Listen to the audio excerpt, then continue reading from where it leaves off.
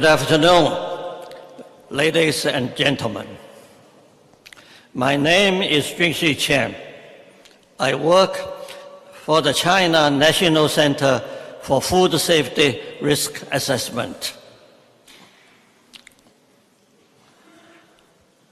I learned that in this morning we had a very good session. And the morning session is aimed at discussing difficulties in communicating science with a particular focus on regulatory science and on problems and pitfalls with information deficit approaches. I learned that we had a very good discussion and have very active interaction from the audience. And we learned in the morning, we agreed that we need to be more aware of our own biases. And we also agreed that we need for better information as opposed to more information. And this afternoon, we will continue the session focusing on the role of public engagement in the context of science-society relationships. We will start with two presentations, framing and observing public engagement within the contemporary societal and the political context, followed by a series of short presentations on case studies in the field of regulatory science, and finally end up with a panel discussion. With this very short opening, I would like to start with the two 20 minutes presentation. Our first speaker is Ms. Tracy Brown from the Sense About Science. Her topic is we don't live in a post-truth society.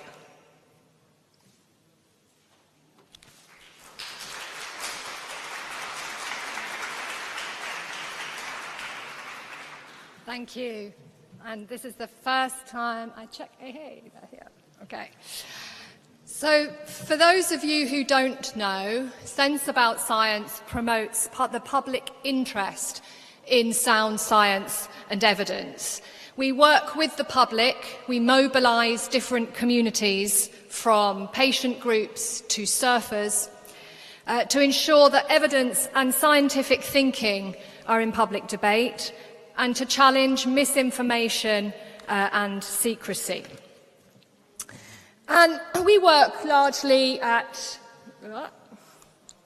the sharp end of public discussion. So we aren't the kind of people who talk to you about how wonderful science is. We talk to you about the kind of issues that shape our lives and how to understand our natural and social worlds better. And this is the kind of thing that we deal with daily. So you probably would expect me to show you things like this when it comes to understanding the public. How interested are you in different areas of research? But actually, I'm not going to talk to you about this because the world is not made up of the science interested and the science uninterested. The world is actually made up of people, everybody, having at some point in their lives flashpoints, reasons why they want to delve a bit deeper to understand something that shapes their world. 2016 was known as the year of post-truth. And the Oxford English Dictionary put it in for the first time in both the US and the UK. And everybody started to worry that we live in a post-truth society. And in fact, what I noticed was that in 2017, the question mark on all those conference titles dropped off. So it no longer was, are we living in a post-truth society? It became how to communicate in a post-truth society, how to talk about statistics in a post-truth society. It became a fact. It isn't a fact. I could very easily describe 2016 as the year in which 96 families at Hillsborough Football Club concluded a 27-year search for truth. A journey that took them through understanding the tensile strengths of fences, blood gases, statistics, concrete stresses. They were not the science interested. They were people who wanted to understand how their loved ones had come to be killed at Hillsborough.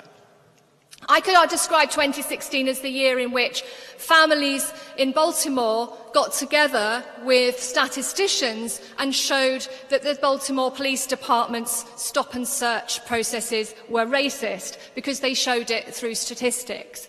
I can point to school communities who got together to look at why do some kids have really poor outcomes and others not. I can point to Norwegian patient groups who joined the All Trials campaign to have all clinical trials published. I could point to so many things about the flashpoints in people's lives that caused them to search for truth and evidence and data and statistics. And in fact, in 2016, we took delegations, and in 2017, we took delegations of people from all over Europe to parliaments, including to the European Parliament, to talk about why evidence matters to them. So, in my experience of helping people to grapple with such questions and formulate them, and that includes our Ask for Evidence campaign, which helps people to challenge all sorts of issues from advertising to government proposals to products that are on the market. What really works is that giving people the tools with which to ask questions about quality, about data, about reliability. And that's what we should be setting our ambitions around. So, if there are just three things that you take away from this afternoon, I want them to be that we're not living in a post-truth society, that who cares whether people are interested in science or not. That's not the point. When people are surveyed, are you interested in science, what they really hear is, did you like science at school? Right? And that's what they answer in a survey. It doesn't tell you anything about the capacity to speak to people, to be there when they need you, whether that's talking about pesticides or vaccines or food safety or anything else. It doesn't tell you about that relationship whatsoever. And that thirdly, we haven't even begun to think creatively enough in terms of our society about how to engage people early enough. And to do that, we need to be far more public-led and expert-fed than we currently are. All of these projects that we've worked with in the public have involved hundreds and sometimes thousands of people mobilising in pursuit of things that matter to them. The All Trials campaign is a great example where over 100,000 people got on board very quickly, and we're well in excess of that now, leading to changes to the European regulations governing clinical trials, and now, in fact, even changes to academic behaviour, which I can't tell you was the really last bastion of transparency for us. So people ask us all sorts of questions, and they're often about the nature of what we know and how reliable it is. And it shocks me how little, when we have the results of scientific work, how little commentary there still is around that. It's inspiring that people have talked this morning about examples of trying to tackle that, thinking about uncertainty. The word context has come up a few times, which is also very important. But still, very little imagination given to actually starting with the broader discussion, the reason why you would do a piece of research and what gap it is designed to fill, and giving people some context, some backstory to what we're doing. And these are the things actually that people really want to know, is they want to know how you've worked out there's a problem, they want to know what approach you're going to take to it, and they want to know that someone's accountable for that. And it's kind of strange when you think of the balance of our discussion at the moment that we've been so focused on data transparency. And if you look across Europe at the moment, the emphasis of transparency initiatives on behalf of the public in scientific research are really focused on data. They're not focused on understanding data or making sense of data, they're just focused on having data available. And I think at the expense, actually, of thinking about that reasoning around research. That's what's missing for people a lot, is the chain of reasoning. There's an awful lot more that we can do in that. So I'm very much of the optimistic bent, because I've been out working with the public on difficult issues for a very long time, and I have always found that it's possible to make progress. And I often talk to all sorts of audiences, about research audiences, about my aspirations for engaging the public early. We have a 5-step process which can help people with that. And everybody nods, and they all say the word public engagement until they're blue in the face. And then when you start talking to them over coffee, they say to you, yeah, but my issue's just too complex. I really agree with you, Tracy. I really think you're right. But, on mine, it's just too difficult. So I'd like to show you this. This is a project that we did with the Small Area Health Statistics Unit, just one of many, which was actually looking at the monitoring of environmental agents and looking at the monitoring of health conditions in the UK. And what they were planning to do was to publish all of this data, because we live in this publish all your data world, through atlases, which would be very useful for a much wider range of researchers to engage with.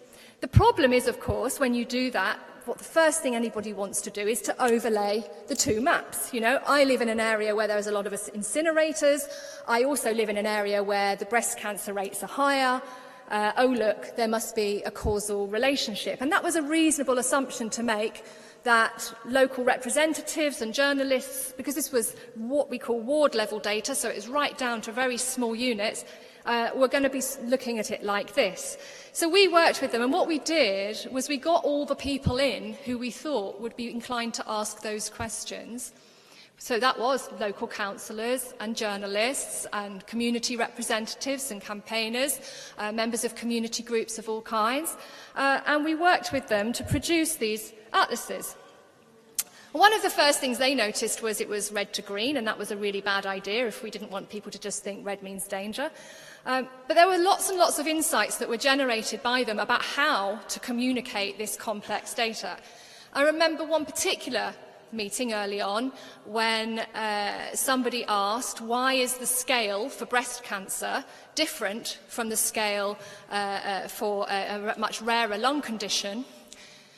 And the answer came from the researchers, because it's a Bayesian distribution. Now, I've got a lot of aspiration about public engagement, but I didn't quite think that was going to cut it. And we worked on that, but what we ended up with was a group of members of the public explaining what a Bayesian distribution was effectively. So that's what's on that website. When it went live, it had over 1 million hits straight away and crashed.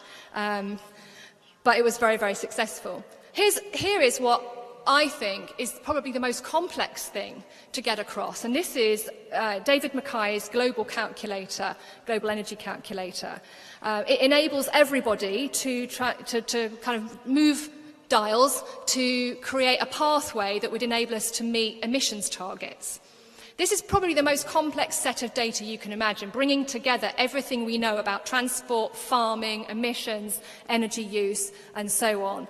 It takes, in a structured environment, it takes members of the public with no education in this field whatsoever about 45 minutes to be able to create their own pathway. Just 45 minutes on the most complex data sets we've got at the moment.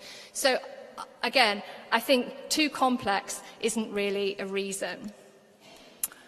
But of course, you know, some issues very sensitive, very polarised. We need to be really careful about talking about things like vaccination or things with public health implications and so on. Some issues have become so polarised, people tell me, so sensitive that people just won't have a reasoned conversation with you. And I'm using actually an example of something we did on heart surgery. So children's heart surgery is a very emotive subject anyway, as you can imagine. It's a particularly emotive subject in the UK, where we have a history of two major scandals, Alder Hey and Bristol, on children's heart data and children's heart samples being not used properly. There had been a situation where the calculation of the surgical outcomes for different units, different health units around the UK, were being published in this rush for data. And members of the public were looking at these different surgical units and saying, well, I'm going to take my very sick child all the way across the country to go to this surgical unit because it has a better outcome. The reality was the reason why this surgical unit didn't have that outcome was because it took the harder cases and had the best surgeons. And so this was not a very accurate portrayal.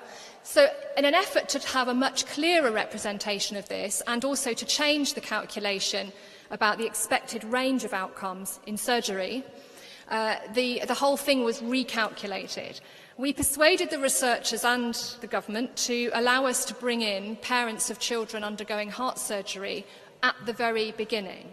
Not at the very beginning of communicating or disseminating, but at the very beginning of thinking about how to actually do that. At the very beginning of the project of redesigning the formula and the website that it will be communicated on. And that's what they did. And so we actually had parents of children who were going through heart surgery actually filtering the information, deciding the hierarchy. Not scientists deciding you need to know this and 20 other caveats, but parents saying, actually, the most important information for me is this. Do I need to worry? Then the next bit of information I need is this bit, and then this bit. And so actually ordering and prioritising how things would be communicated and what information they needed in support. As a result of working with us in this way, those parents actually became huge communicators and advocates themselves of that information. So in fact, when it came to launch, that wasn't the moment of publicity really. That was the moment at which the whole thing just went out and had no control at all, and everyone talked about it freely, and they owned it. There was a sense of ownership that was very, very important there. One of the big things that came up there was actually they started getting involved with us about talking about uncertainty and how they can communicate that uncertainty in the data. Because again, I think this uncertainty focus has become very self-regarding in the research community. This idea of I have to cover my back rather than I have to give people the information they need to evaluate what weight they can put on this data. And so the conversation that we ended up having with those parents and with many other groups who have worked with us on communicating is how actually to communicate the weight that you can put on something, rather than simply give a whole load of caveats that may mean something to you as a researcher, but very little to others except maybe don't trust this or worry about this more. But instead actually, how much can you depend on this? If you depended on this information, how many times out of 10 would you be right or wrong, for example? That's what came out of this. And one of the clear messages was the fact that there's uncertainty doesn't mean we know nothing. You know, Newtonian physics gets us to the moon, even though it's wrong. So the fact that we don't know some things doesn't mean we can't do some things. It doesn't mean that any old thing could be true. Which is also very important. Finally, the thing that I hear most often in the world of food and food safety, particularly with those areas like GMOs and glyphosate and so on, is, well, it's too late. You know, we'll learn to do better next time.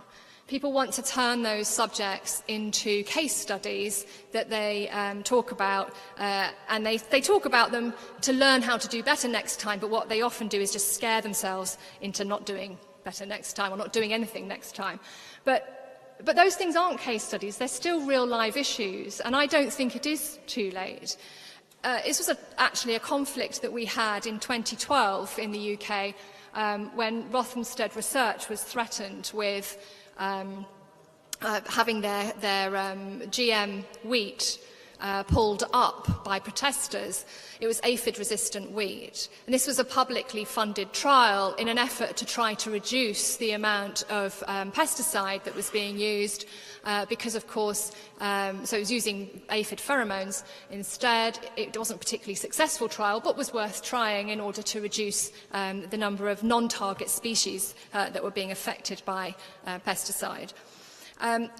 What happened there was that the Research Council and the UK government and many others said it was too late, there's nothing you can do, we just need to increase the police presence, have patrols with dogs, put up higher barbed wire fences. And we went and spoke to the researchers and we spoke to people in the local community and said to them, actually, we think you need to just explain what you are doing. And so they released a film, and it's brilliant because it was a film that was the least slick film I've ever seen. It had no public relations values whatsoever. It was just 4 researchers speaking very earnestly. What they had told us, we said, tell the public.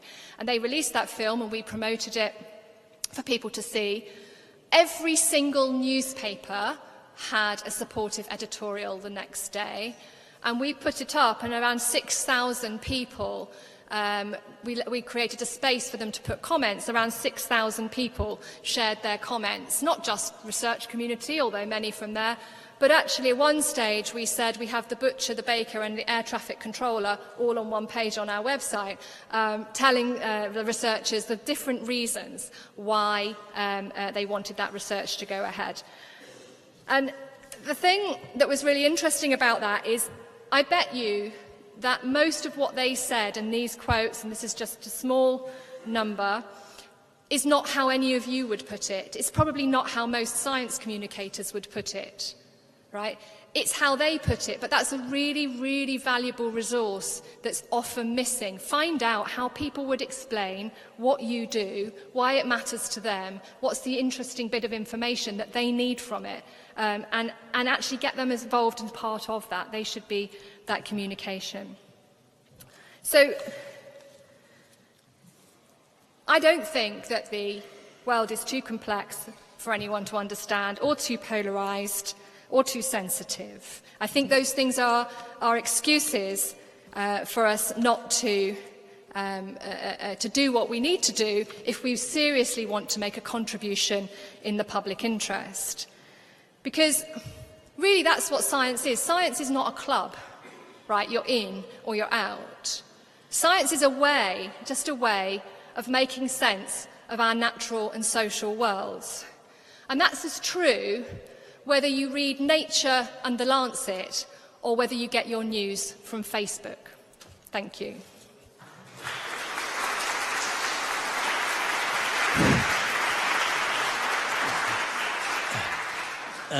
Thank you very much, Tracy. You left the stage too early. I was instructed to invite you to sit in this chair. Our next speaker is Ms. Helen Walsh from Maastricht University. And she is to talk about participation and societal engagement in EU decision-making and research. Welcome. Well, thank you very much. I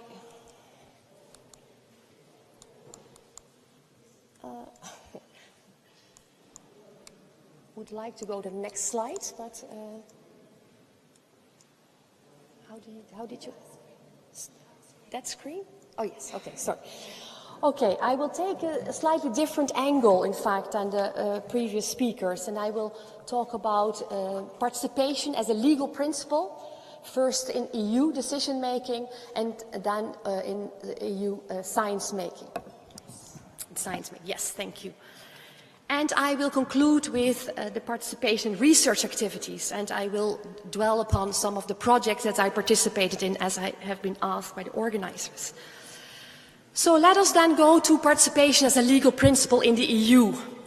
Since the Lisbon Treaty actually we can say that participation is taken much more seriously in the European Union.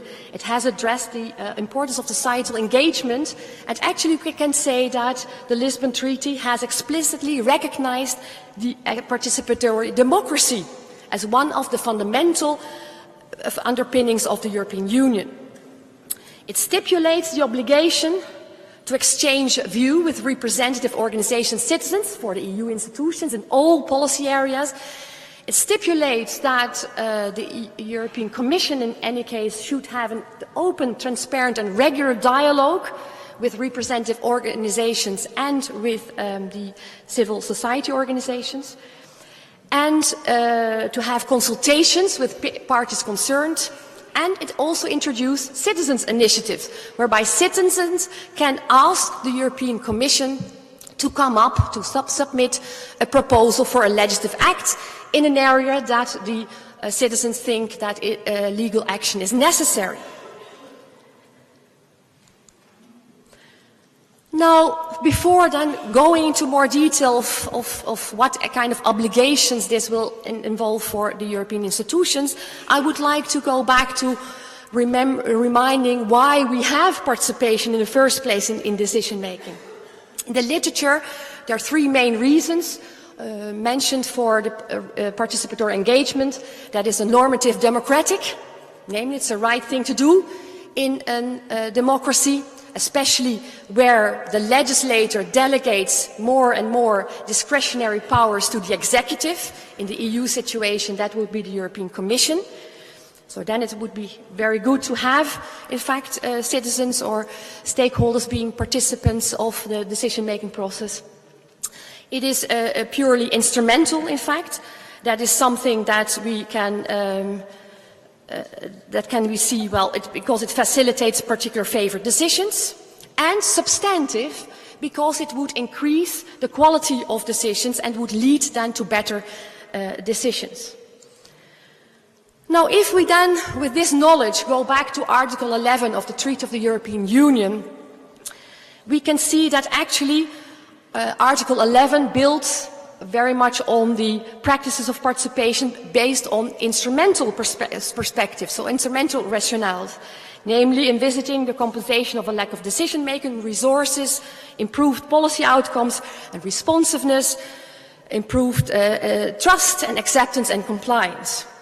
However, because in fact of the fact that it's laid down in the way in the treaty, we can also say that we notice a shift towards a more democratic rationale, that normative democratic rationale, that in fact it is a good thing to do in a democratic society.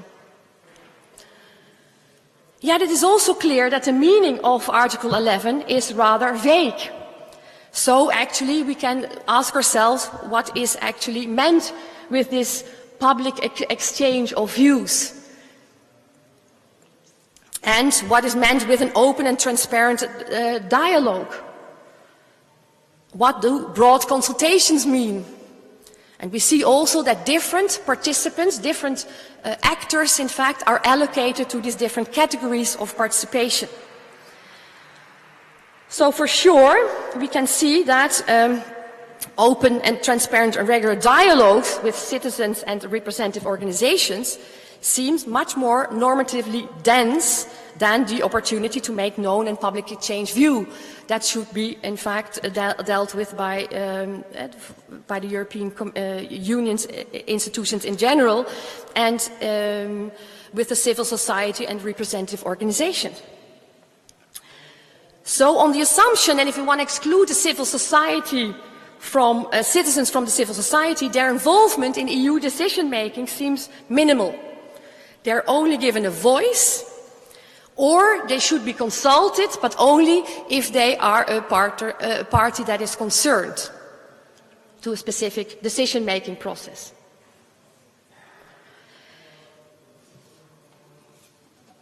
So,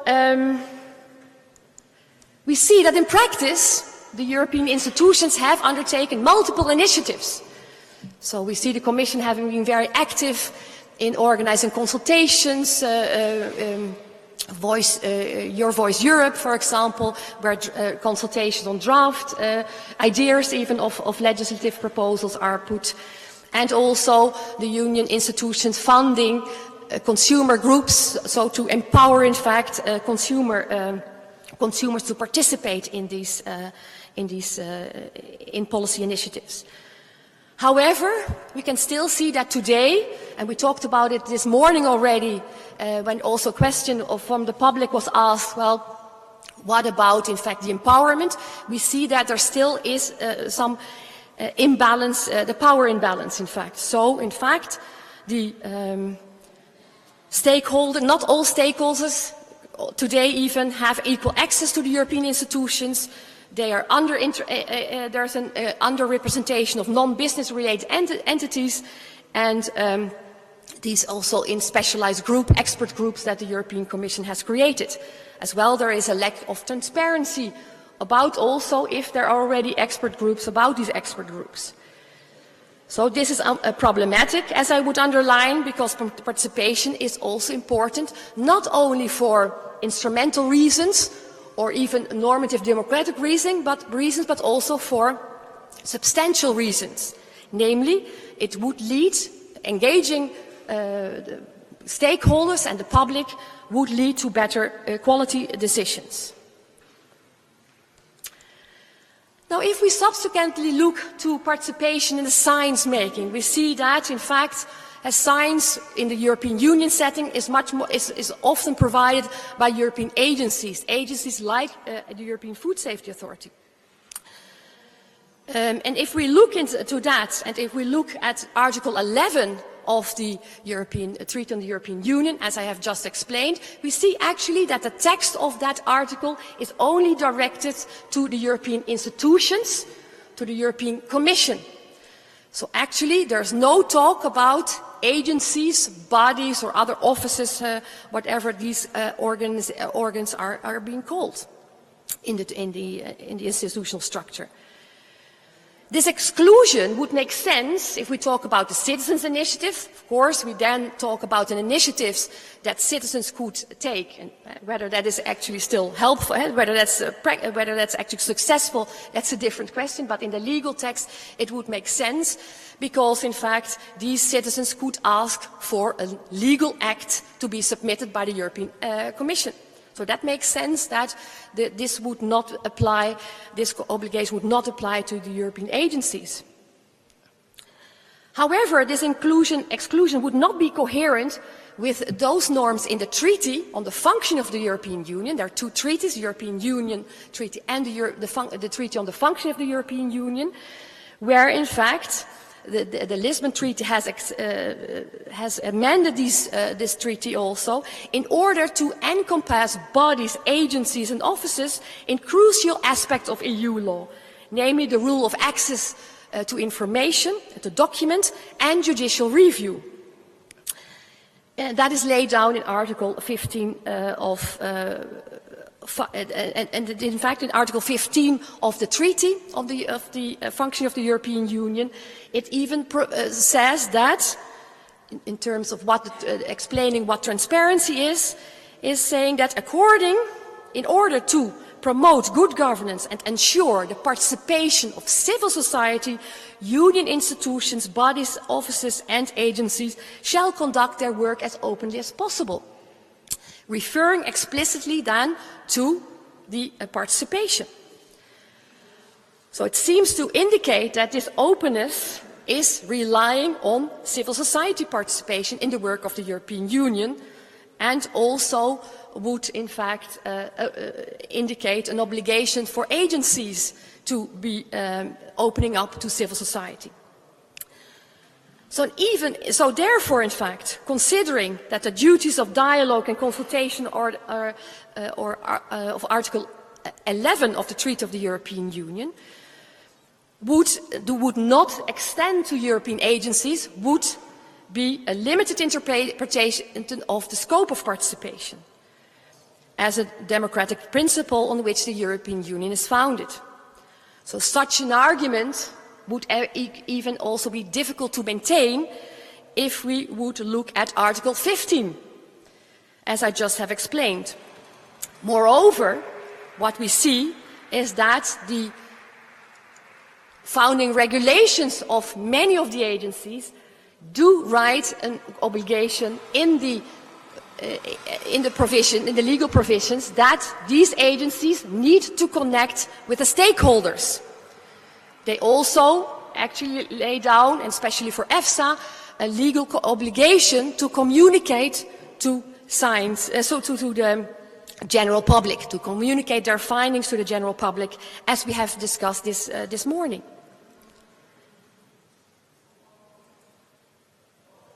So, in fact, this means that we, in fact, also even maybe not because of the general treaty articles, but because of the founding regulations, we see that agencies have developed various types of stakeholder involvement. We can divide them between institutional and substantive involvement. So when looking at institutional involvement, we see that in some agencies, in the management board, stakeholders are included. An example of that, and we might hear about that very soon in the next presentations, in the European Medicines Agency. Also an agency like Eurofound, the European Training Foundations, has these kind of stakeholders in their boards.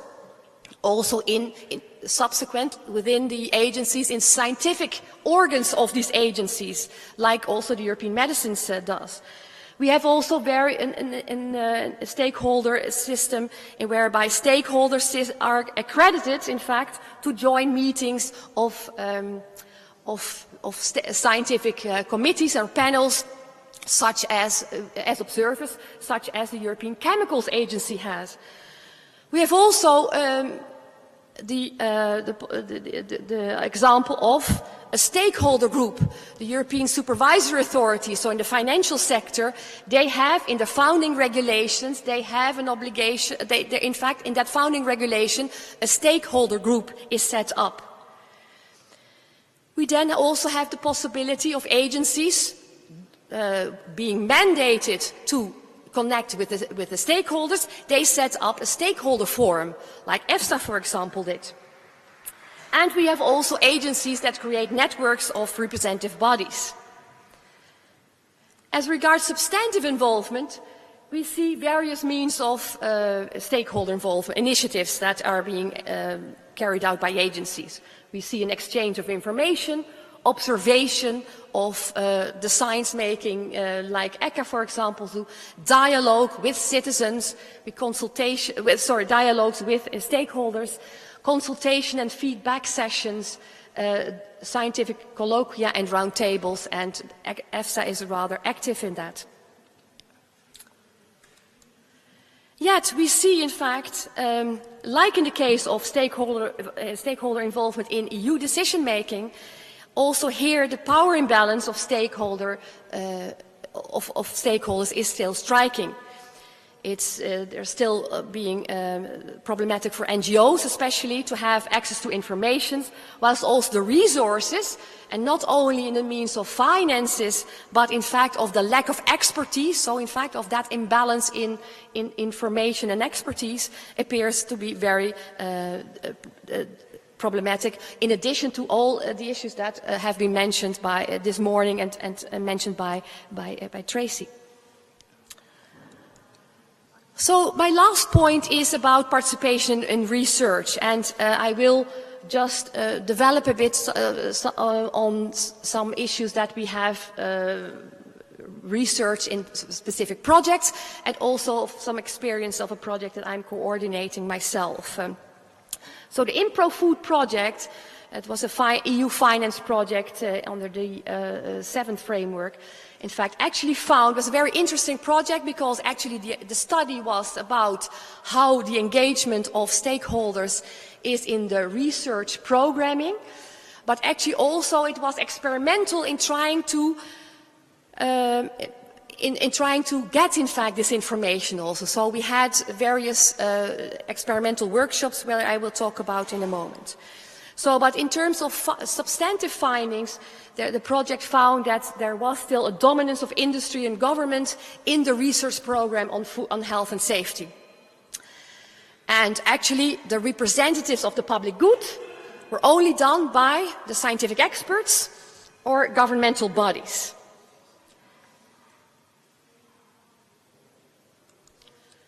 So it's, and the project said, well, it concluded that for innovation, health and food matters, that was very much focused on biosciences and marketable applications, and actually neglected social science and the broader public interest.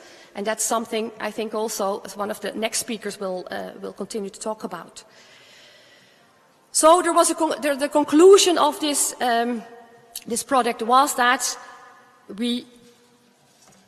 there was an inadequate consideration of normative issues around innovation amongst national research funders in the field of food and health domain, despite the increasing importance of responsible research and innovation within the European policy. The ultimate conclusion of this project was that there is a need for communicative exchange between research, business and civil society actors.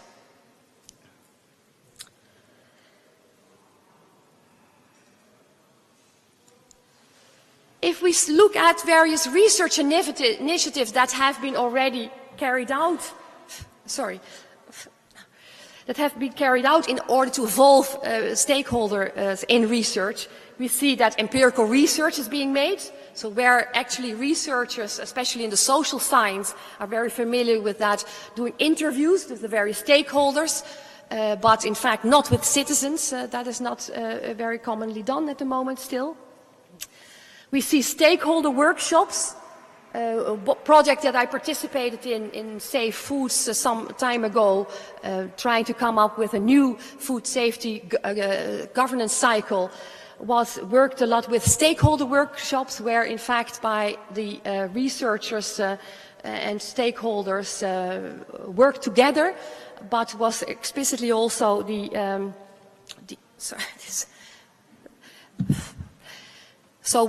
whereby the academics were still in charge, but actually were fed by stakeholders in terms of substantive the practice. We see also that there's research and trying to do also interaction between academics and policymakers, stakeholders. We see that is done in a network that I'm coordinating on EU agencies and institutional innovations, whereby stakeholders are explicitly also put into contact with academics, and not only academics from the national science but also from social science, and whereby in fact the stakeholders are also asked to help defining a research agenda.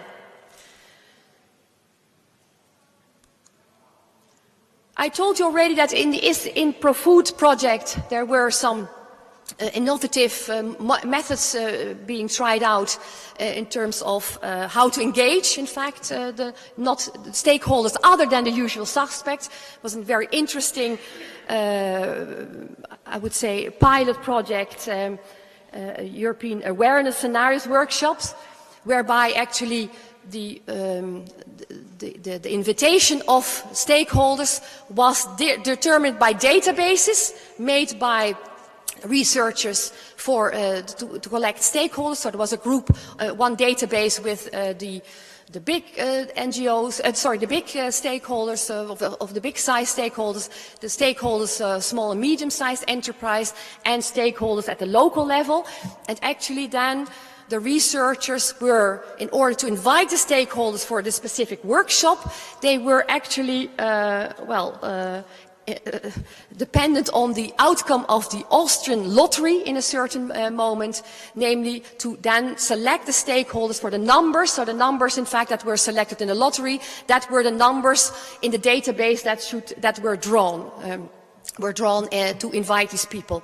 I think that was a wonderful experiment, in fact, to try to also to have not only always the usual suspects around the table, but in practice it appeared very difficult, in fact, to get these people also then actually coming to these workshops. So I think it's a very important, these kind of experiments are very important to at least to be carried out.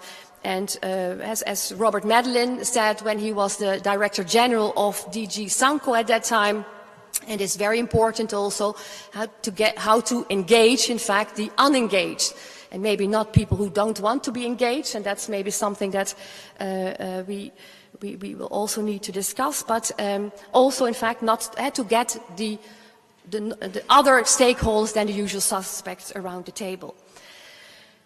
A very interesting phenomena for this setting is also that we have in the Netherlands, we have a whole debate also on the research agenda and the funding, in fact, that is connected to that. Yes, thank you. I have just finished. And the Dutch National Research Agenda actually has been set up by citizens that could file questions to a certain committee, and we have now a Dutch National Research Agenda. We also have an example of co-creation in a new project on the precautionary principle, where academics and stakeholders are supposed to co-create and maybe find a new interpretation on the precautionary principle. So, yes, concluding remarks. So engagement in research is necessary. And then we have to think of the substantive rationale of participation. However, there are difficulties with the dialogue, the co-creation, the co-financing also, which is a new development in the academia, that academics are forced to also found funding outside of the academic arena, which then would also put into question academic independence and research. Thank you very much.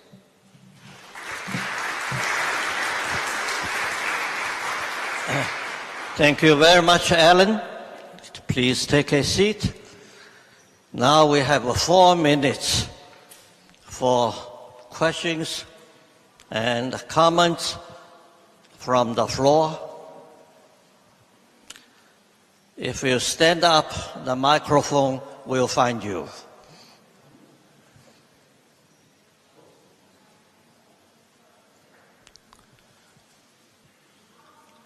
Any questions?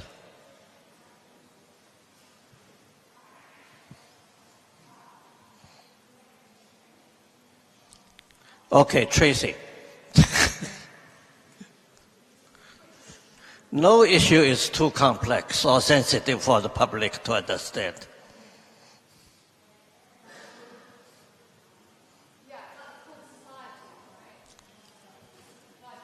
I just say that, that is the world, right? And isn't that a good thing? That people, no one individual has control over the message. I actually don't think that's a problem myself. I think we all have to, it's democracy, we all have to fight for our ideas. So, yeah.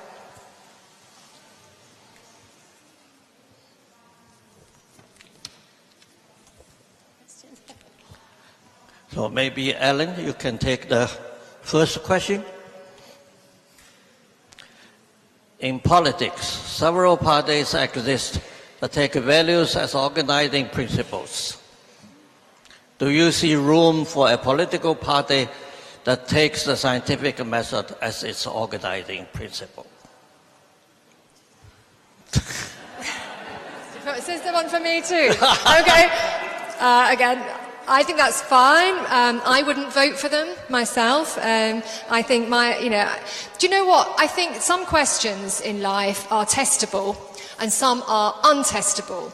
So if I say Paris should host the Olympics because that's a really prestigious thing to do for our city, that's a value judgment and you can't test that. If I say Paris should host the Olympics because more young people will take up sport and this will reduce childhood obesity, That's a testable question, and you have every right to challenge me for my evidence on that. And I think we need to recognise this mix of testable and untestable that policy is always made up of. Okay, I still want to encourage the question from the audience.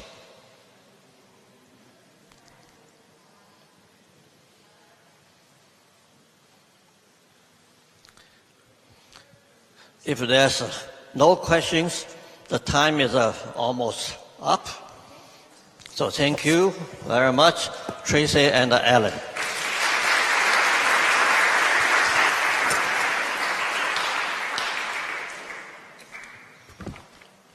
Now we will start the second part of our afternoon session. I would like to invite Ms. Cici Exwell from the European Science Engagement Association to chair the second part of the session. Cici, please.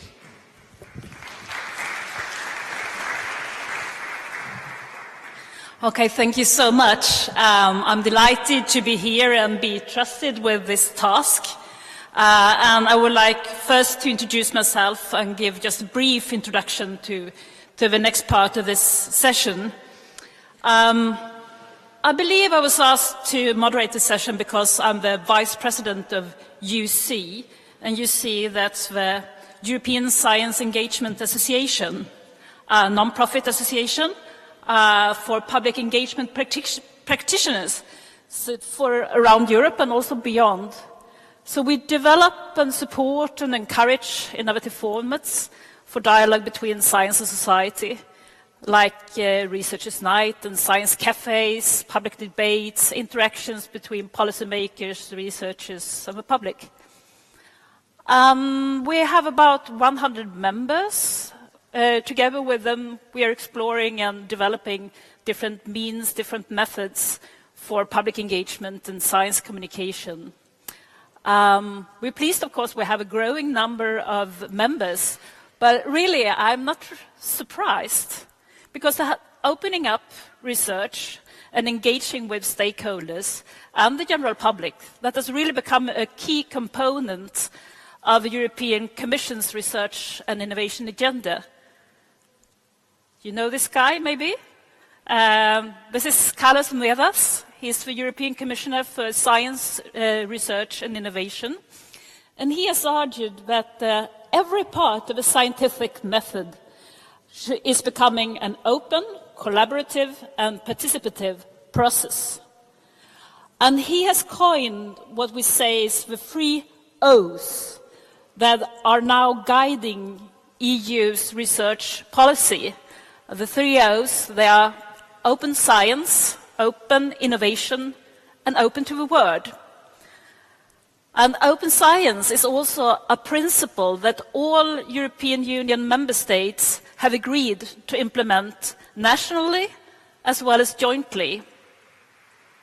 So what's open science about? There's really not one clear definition, but what is usually said to be the key components is open access, and I think most of you are very familiar with that open access to research publications, but also to research data and processes used. But then it's a citizen engagement to, in different ways, engage the public in consultations or even in science itself through citizen science research projects where the public is also taking part, often with gathering data. It's science communication, generally speaking, but also specifically giving feedback into policy, so to strengthen science and evidence-informed policy making. And then it's also about altmetric, new ways of measuring the impact of research, not only publications in scientific papers, but other ways of measuring the impact. And also, of course, to make this possible, incentives and rewards are needed for researchers so they feel that this is something that they would prioritize. So all these aspects will help making science more accessible, hopefully also more understandable, and thereby improving citizen scientific literacy and what's often now referred to as a science capital, to have a certain knowledge of what science is, how it works, and how scientific reasoning can be applied. And that might also be a prerequisite for trust in science. But I do think that open science also improves science itself when researchers get inputs and new perspectives from different parts of society.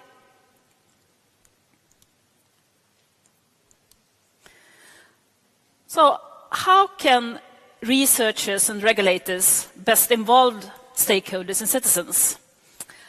Horizon 2020, you know, the world's largest research funding program, refers in many of its calls to RRI, Responsible Research and Innovation.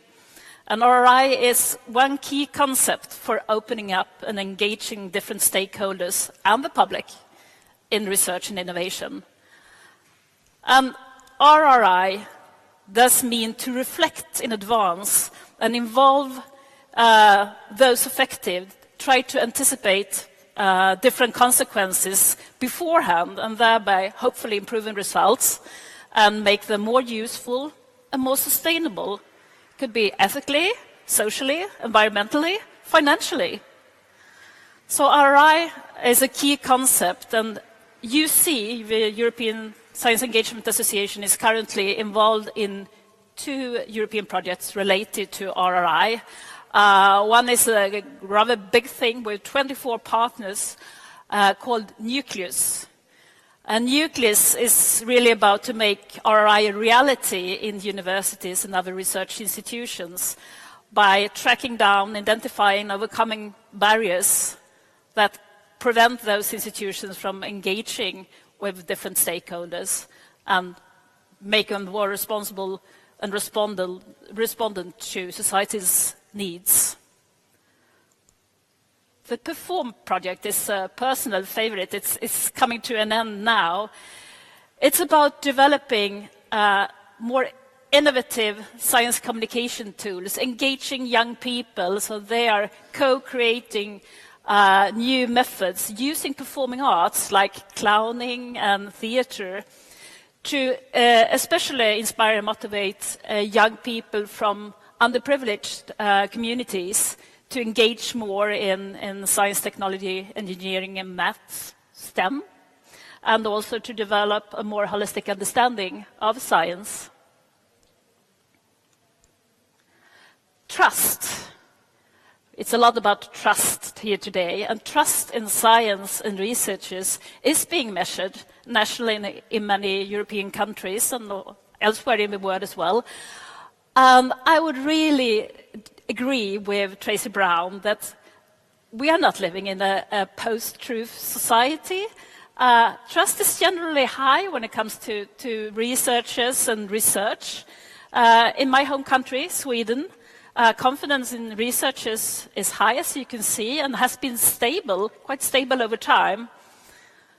And confidence in universities last year was at a record high. Opinion surveys also indicate that people are generally interested in getting involved in research in different ways, and that they would like to contribute to science through public engagement, through citizen science projects, for instance. Annual Swedish barometers are run by VA, Public and Science. That's the organization where I work on a daily basis. I'm the Secretary General of VA, and we are about the same age as Sense About Science, and I think we're quite inspired by what they're doing.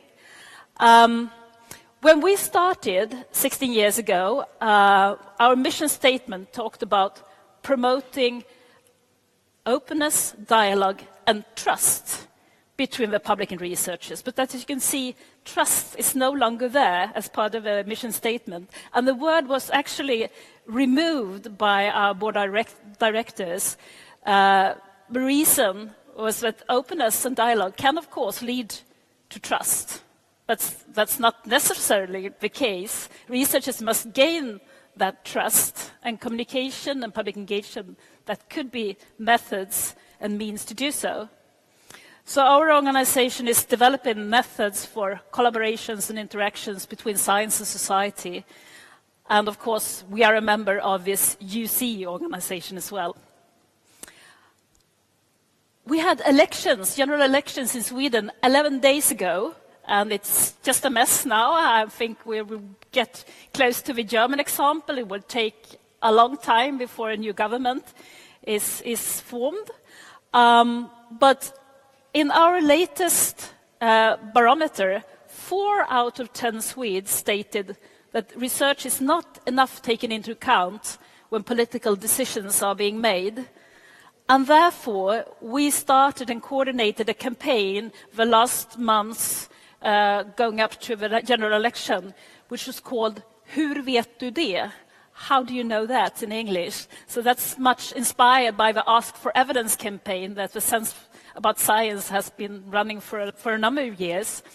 So we wanted to encourage voters and journalists to ask politicians exactly that. Hur vet du det? How do you know that? How do you know that these suggestions, your proposed measures will work?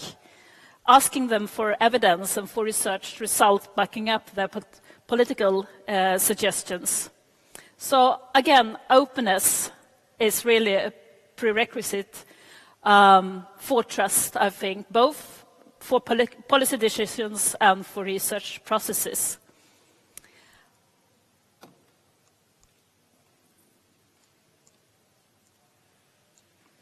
I think this doesn't work anymore. Maybe it needs some new battery? No? Here we go. So this was just a brief introduction, and I would very much like you to get in touch if you want to know more about the work of UC or my organization, Public and Science. We are always open and interested in new collaborations. Now, for the next 3 hours, we will learn more from different practical examples, from concrete cases, and discuss together. And we would really like to open up, as we have done throughout the day, and engage you all in the discussions.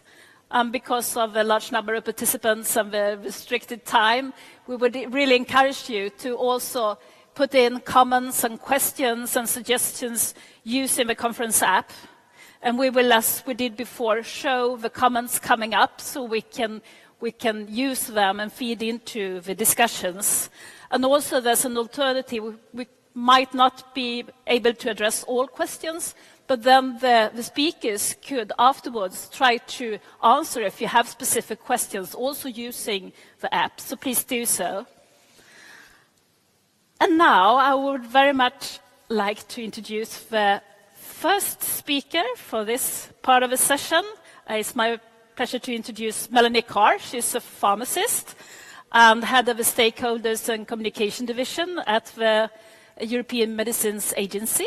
So please come forward. And I guess you will talk about the agency's approach to stakeholder engagement. Please, the floor is yours.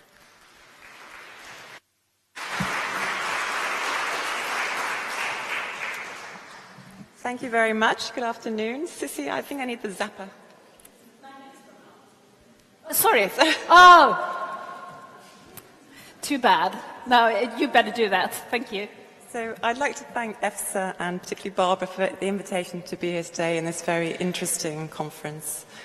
As you said, I'm going to talk to you. I only have 9 minutes, so I think the challenge really is to be concise and succinct. So please bear with me. I will do my best. I'm going to start by talking to you very briefly about how we frame stakeholder relations at the European Medicines Agency. Then I'm going to dive in to talk about patient and consumer interactions, and then finish up with a case study with one of our newest tools, public hearings. So this slide is all about evolution, and the agency's been around a long time. I mean, not since caveman days, as this slide would suggest, but some 20 years. And as the agency's grown to some 900 staff that we have today, the way we interact with our stakeholders has evolved, and it continues to evolve. And in 2014, we reviewed how we approach stakeholder interaction, and we set up some core principles, and we produced an overarching stakeholder management framework. And here you'll see 7 core principles that we came up with. Many of those, I think, were actually on that slide that we looked at before the break about the word map of what's important in stakeholder engagement. I'm not going to spend time going through talking you through each one of these now.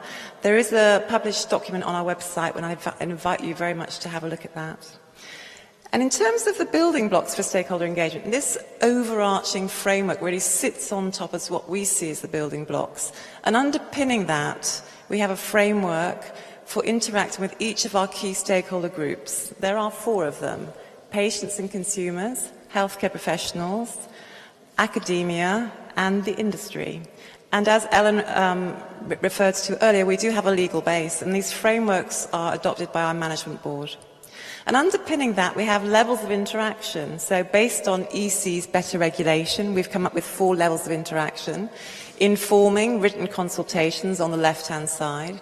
These are really about pushing out information and getting maximum written feedback from all interested parties. And then you get into the more deeper direct interaction, consulting, involving, participation. And this is where we start to look about the eligibility of the organisations that we engage with. And we start looking at conflicts of interest and things like that. And underneath that, we have the sort of nuts and bolts, if you like. It's all about best practice. We have manual that embeds into the agency's day-to-day operations how we engage in terms of organising stakeholder events, running surveys, etc. So now moving on to talk about patients and consumers. Now this is really a sort of a timeline, and it shows you where we started in 95 when we were created, and those early days in 96 when we had very heavy involvement with HIV patients as the first new medicines were coming through. And this was very constructive, and really it set the scene of what's to come 2 decades later. In 2000s, we had a milestone. We had the first patients as full voting members of one of our scientific committees, the Orphan Medicines Committee. And that's gone on to now we have patients and consumers as active members in all our scientific committees, and also, as Ellen mentioned earlier, in our management board. Further on down the line, 2006, we created our first standing working party for patient consumers, and then further on where we are today, talking about public hearings. And this slide just shows you an image of our healthcare professionals and patient consumers working parties. These are groups of really dedicated representatives from organisations. They meet at the agency 3 to 4 times per year, and they engage with us on anything of common interest, be it a new policy, a new approach to safety for surveillance, anything of common interest. And really over 20 years of collaboration, we now are in a phase where we can really say that patient and consumers are embedded throughout the evolution of the medicines evaluation process. And if we break it down into 3 levels, you could say pre-authorization, evaluation and post-authorization. Along the top of this slide, you see documents that we produce, and we have public summaries of opinions, product information, and patients give up their valuable time to review these documents for us to really make sure that we communicate in the best way we can. Underneath, it's all about involvement in our meetings, engaging with our expert groups and our committees. And as you see, both patients and consumers are involved throughout our committee's life cycle. So in order to enable patients to feel confident about taking part in meetings, engaging in scientific advisory groups, we have a wealth of training information and support material. We run annual training days. We have videos about the basics of EMA, info sheets, web pages, and we also have 2 dedicated staff members who get in touch. They'll phone a patient before they come in to talk to a SAG and make them feel confident about expressing their views. And with the stakeholder engagement, clearly one size does not fit all. And on this slide here, you have pretty much a picture of everything that's in our toolbox. And I'm not going to talk about all of those now. What I'm going to do is focus down on the little chap in red, the public hearing. That's our new kid on the block, if you like, the new tool. And interestingly, public hearings are laid down in legislation. They came with our pharmacovigilance legislation. And the aim of a public hearing is really to make sure that our Pharmacovigilance Risk Assessment Committee, where public engagement is warranted, brings in the EU voice to talk about risks, to talk about risk management, to help the public understand about benefit risk assessment, and also to build confidence in the decisions that they produce. So that's the theory, and as we say in English, proof of the pudding is in the eating. So what's our experience been? We've had 2 so far.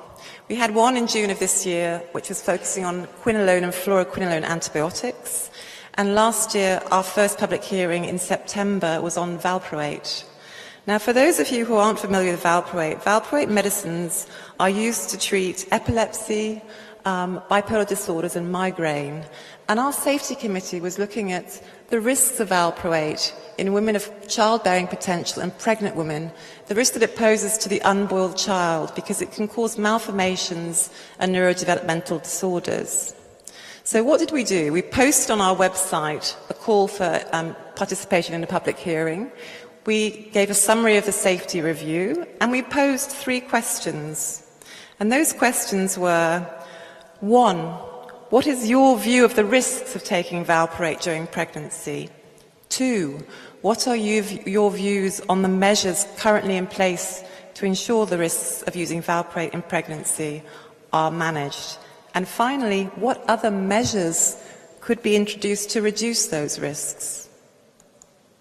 So we had 65 participants from patients, consumer groups, healthcare professionals, industry, journalists. It was very widely covered in the media. And I have to say that the outcome was really instrumental in our Pharmacovigilance Risk Assessment Committee reaching their conclusions. There was consensus among all those present that the risks that valproate poses to the unborn child are undisputable. It was a 6-hour session, very emotionally charged, where mothers talked about how they had been exposed, their children had been exposed to valproate, and as a result had severe difficulties, learning difficulties and malformations. And what came out of this was lots of ideas about what more could be done, because clearly the information that's out there wasn't reaching patients and it wasn't reaching the healthcare professionals. It just wasn't working.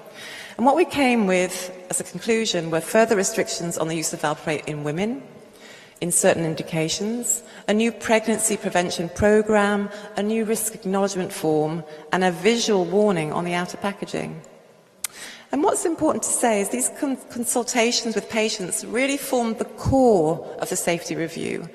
They helped bring the real life experience of the public and patients into the committee's room. They helped shape the assessment report, and they really did input directly into the final recommendations.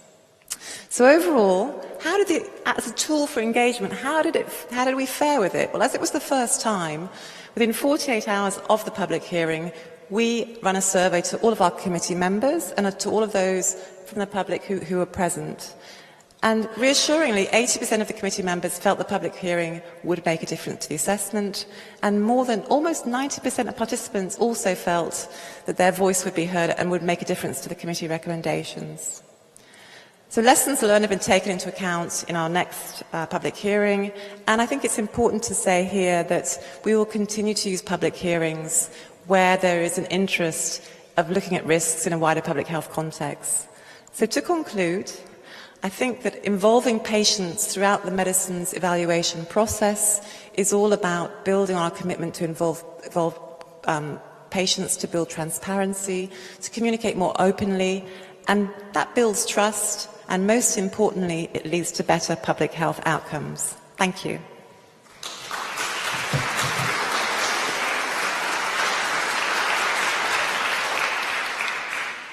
Thank you so much, Melanie. And now for the next speaker, I'm happy to introduce to you Leonie Bendler.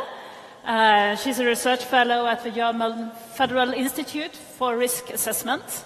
You're also speaking about engaging stakeholders, and while the pictures are being loaded for you. So, Yeah, Please. thank you very much for the introduction. As the title suggests, I will give a perspective on the topic from the side of the German Federal Institute for Risk Assessment, or short BFR. For those of you who don't know, BFR is similar to EFSA or ANSES, has the statutory task to conduct independent risk assessments as a base for separate risk management organizations to make policy decisions. And also similar to other organizations in the field, BFR has been very keen on engaging its various stakeholders through different formats. So that reaches from the more kind of unidirectional forms of information provision. So we have the more traditional like press releases, obviously scientific publications, and so forth. But we also have produced quite a few explanatory videos, which are quite successful.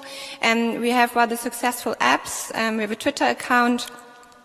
And then we also do more dialogue-oriented measures through consultation and perception research, and more kind of really talking to different groups in form of advisory dialogues. So we have a scientific advisory board, we have different expert commissions, and we also have individual meetings with different societal groups, with business associations, with civil society associations, and so forth. And similar again to also other organizations in the field, BFR has come under increasing pressure in the past few years to kind of extend these forms of engagement. So against this context, BFR set up 2 years ago a research project to look at, okay, what are the actual demands in terms of stakeholder engagement in our field? How could that then be enacted? And what are the potential challenges and pitfalls that may face?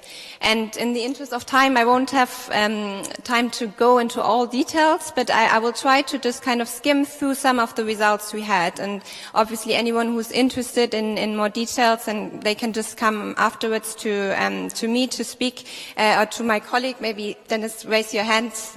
So just come to us and we're happy to talk to you.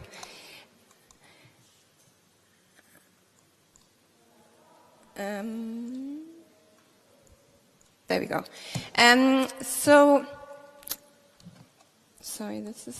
There we go. So what we've first done is we did, amongst others, a survey with the general public and also with over 500 experts in the field.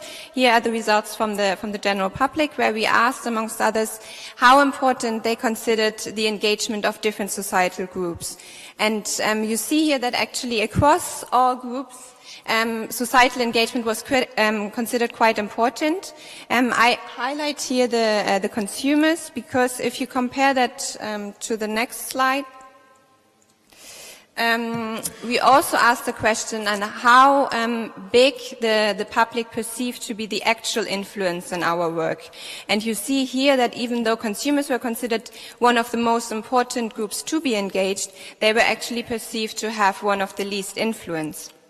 So what you can conclude from this is that there is certainly a demand for greater engagement in our field, and I would say in science-based consumer protection more general, particularly concerning the consumer. So what we did as well, we did a literature and interview, so we did a literature review and interviews, so more kind of qualitative interviews with experts from different stakeholder groups in our field, to look at, okay, if you want to engage your stakeholders, if you want to manage your stakeholders, what do you feel are like really important criteria that need to be met? What do you need to think about as an organization to do that successfully? As I said, I don't have time to go into too much detail here now. We've published we've just finished an article on that. It's currently in review, so again, just come to me to talk about it. But just to say, we had kind of 3 clusters of criteria. First, related to planning, so it's very important to have a very rigorous planning process. Most importantly here, many stakeholders emphasize that it's really, really important to have a clear goal. So you need to know as an organization, why are you engaging your stakeholders? What are your aims with it? Then in terms of procedure, there were also, you see here the list, there were all sorts of criteria mentioned, but what was really one of the most dominant was effective communication. So make sure that throughout the procedure you really have effective communication measures and you manage your stakeholder relationships. So even within any engagement process, you will have a lot of kind of contradictory stakeholders and you really have to actively manage that. And then the kind of most dominant kind of cluster of criteria that came was outcome-related criteria. So a lot of stakeholders mentioned to me that it has to be clear to them what is the outcome of the engagement process. So there need to be clear facts that are also relevant for them. So it's important that it's not only relevant to you as an organization, but it also has to be relevant for the stakeholders because their time is actually very, very limited. And many also asked to have an impact. So many asked to kind of have the feeling that if they give their input, if they take their precious time to give an input, they have to have the feeling that that input is then also taken serious and has an impact on decision making. However, that also leads to one of kind of the major points of discussion we had in our interviews. And that is kind of how much decision-making power should you actually attribute to stakeholders, particularly in the scientific context. So whereas quite a few stakeholders demanded, as I said, this impact, there was still a very dominant view that science needs to be independent and you still somehow have to keep this independence and somehow still have a secluded decision-making process. So there really was a big kind of controversy within the interviews between these different demands. Then the more kind of classical issues of discussion that are also discussed a lot in the literature is what is the right identification of stakeholders, and I think we're going to talk about that later much more, like how do you define who is an important stakeholder and who should be engaged and how, and here it very much depends on what type of approach you take. Ellen talked a bit about the normative approach and the instrumental one. And then another issue is, how do you engage these very heterogeneous stakeholders that you have? So a lot of stakeholders mentioned to me actually that, particularly from the NGO realm, that there is just what this. So I brought some kind of quotes from my interviews. So this interviewee from a major consumer NGO called an asymmetry in weapons. So there are some stakeholders that have a lot of resources to engage, and there are other stakeholders that have very limited resources. And interestingly, this major NGO even concluded from that they are against and they object this kind of general trend for more and more and more engagement, because they say they can't just deal with it all. So that is kind of, I think, an issue that needs to be discussed. It is discussed a lot already in the literature, but I think we need to discuss it even more. And then we've also looked at what is behind these controversies. Obviously, there are different understandings of science. So we do have this kind of postmodern view of the world and the constructivist understanding of science that calls for more engagement, certainly. But we found that more dominantly, we still have a more modern worldview, a more positivistic understanding of science that demands an independent scientific process, neutrality, truth-speaking scientists. That was definitely still dominant in our interviews, at least. And then we also looked at, okay, what are the interests behind that?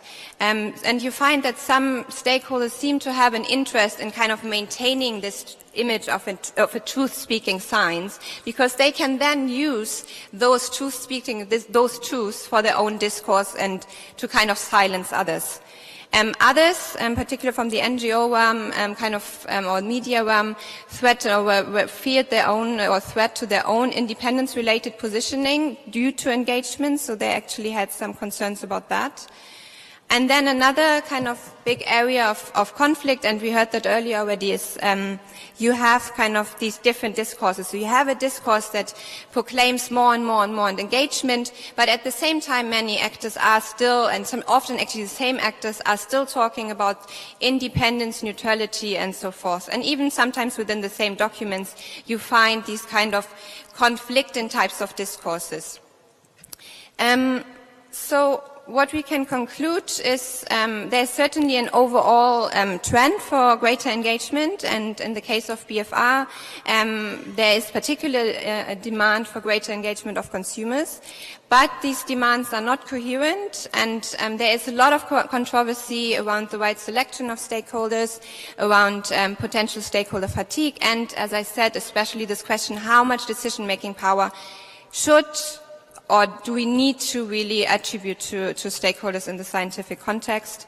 And this is very much shaped by very core kind of epistemological and ontological, but also critical questions, these controversies. So we really have to look at what's behind that. And as a kind of main conclusion, we need to really ensure, if you want to engage your stakeholder, you need to have really good support. You have to ensure that there's an openness within your organization for it, that you're well supported, and that you're prepared for the challenges and limitations it will essentially have, and that you communicate those very clearly. So transparency was actually mentioned a lot as well in my interviews, and I think we will talk about that later. So that is, I guess, 9 minutes over, so I will leave it at that.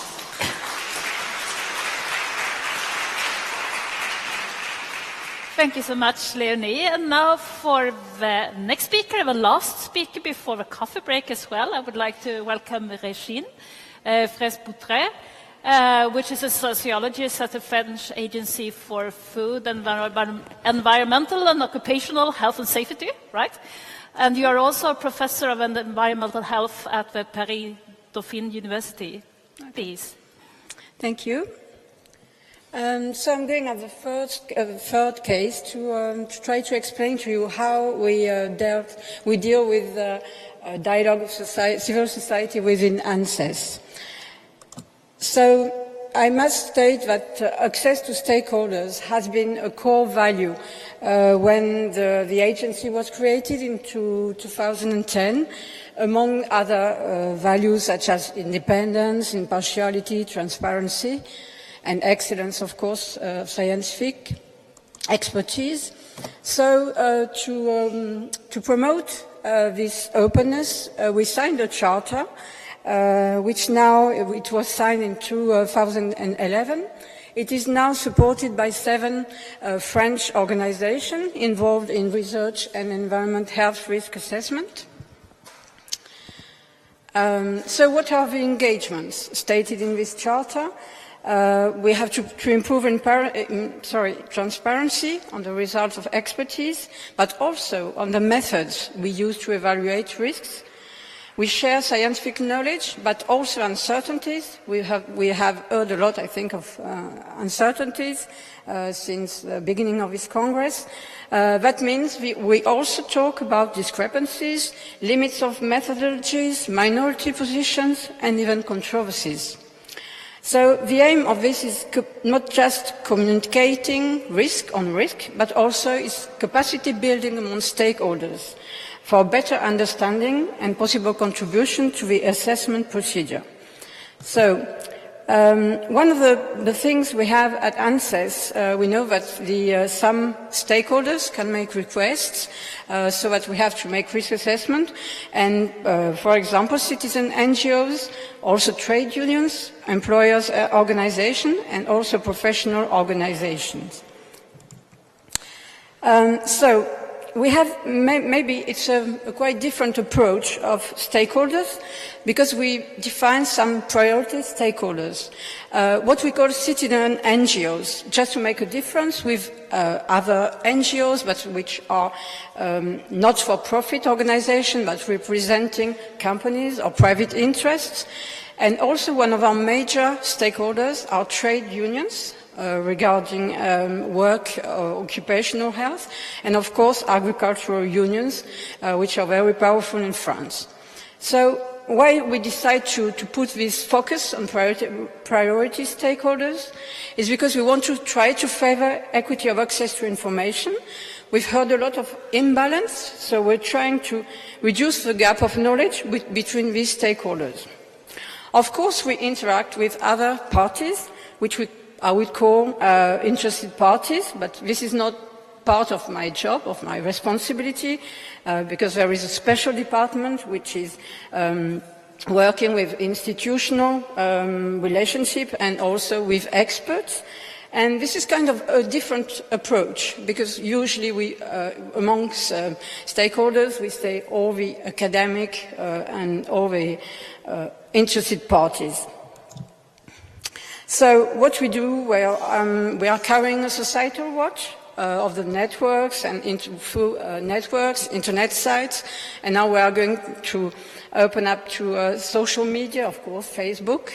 And what is it for? It's about identifying emerging stakeholders on our issues and emerging also themes or I would have thematics that we have to deal with. So you can imagine, you know, that ANSES is dealing with a wide range of issues such as human health and safety, environment, occupational health and food, food security, animal and welfare. So we deal with plenty of stakeholders. Well, I have listed about 74 organizations, but regularly involved, but there are much more of these depending on the subject we have to assess. So we involve stakeholders at various levels. First, governance bodies, board of directors. They are appointed by the ministries. They have to be, for example, NGOs have to be registered or have to be registered at by the ministries for environment. So we have several kinds of NGOs, the protection of environment, patients organization, victims also for some occupational health issues, and also, of course, companies and employers and also ministries. Besides that, this is the appointed as they govern, they are the management bodies of ANSES, but we also have 5 thematic steering committees which are much more open. They just have a consultative voice and do not make decisions, but they support the board of directors. Besides of that, at another level, we have special dialogue committees on very controversial issues. You can imagine on radio frequencies, which was set up in 2011, on nanomaterials and health, and much more recently, a platform on pesticides issues or authorization of phytopharmaceutical substances. So this is the third one is along the risk assessment, and I'm going to make in some details on how we involve stakeholders during the risk assessment process. So we are trying sometimes to have upstream engagement. For example, when we want to begin an expertise, we make hearings of the main stakeholders involved, NGOs, but also companies, to try to frame the scope of expertise. With that, we did that on some nutrition issues, for example. And sometimes, you know that stakeholders cannot be involved in expert groups, but they have knowledge, what we call lay knowledge, for example, or field expertise, or companies have a lot of knowledge. So the expert groups make hearings, and also just to deal with also grey literature. This is not an academic publication, but also sometimes they suggest additional papers. We also hear positions and expectations, and sometimes we broaden to a much more societal context of the problems of the issues we have to deal with. And also, recently, we began to make internet public consultation on very controversial issues such as electro-hypersensitivity or radio frequencies and children's health. So what I would like to state is that I think we are trying actually to go further than transparency and risk communication. We are not working with the public at large. Our mission is to contribute to public debate by displaying or giving the scientific knowledge, in fact, to the stakeholders. But, for example, we are making, as a capacity building for NGOs, we are making training sessions. We also invite them to feedback meetings. For example, we're just publishing an opinion, and we invite them for 2 hours, for example, to dialogue with experts, and we present how, what the methodology we use, sometimes talking about the limits of methodology, because you know that in environmental health we often have gaps of knowledge, not enough research, and plenty of uncertainties, and we are able now to discuss with them on the weight of evidence of the uncertainties, and explain also the results and the recommendations we make. So a word I heard at the beginning of the conference, and I think it's really important, is that trustworthiness would be the major word and what we are trying to do. Two issues, just maybe basis for discussion. Financial, of course, is important, investment. It is always a challenge in maintaining a serene dialogue between actors with very different views. There is much of the issues we do not have consensus. But also, we also have positive impacts. Sharing all the information helps preventing crisis, and also increase the reach of our scientific outputs towards the public. Thank you. Thank you so much.